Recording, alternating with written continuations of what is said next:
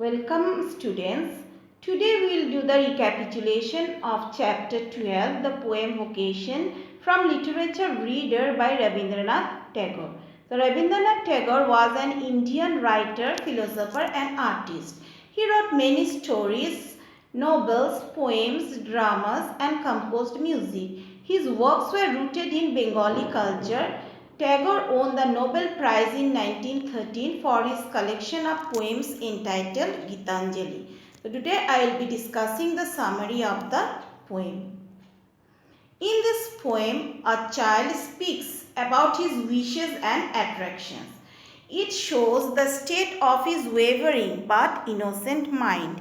The poem is about a child gets attracted to the ways of people around him and finds different curiosities, attractions in their lives. He is not aware of the tough routine they have to go through. It also shows his innocence and lack of worldly sense.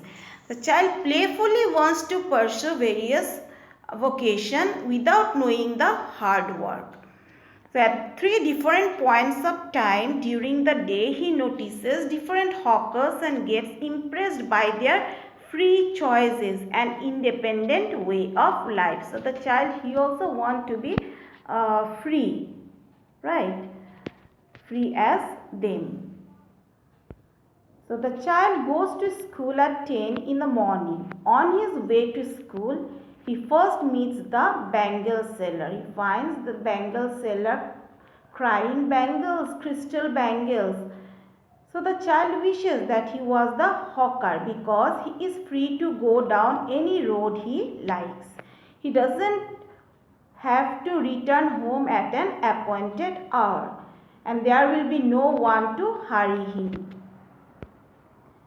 When the child returns from school at 4 o'clock, he sees the gardener digging the soil with a spade.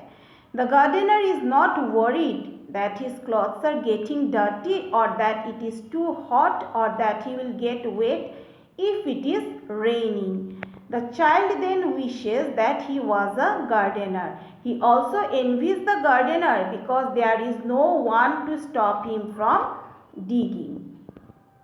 At night, when the child is sent to bed by his mother, he sees the watchman pacing up and down the lane with his lantern. The child envies the watchman because no one tells him to go to bed. So the child wishes that he was a watchman so that he could walk on the streets all night chasing the shadows with his lantern. So children, read the poem thoroughly and learn the first 10 lines. Thank you children.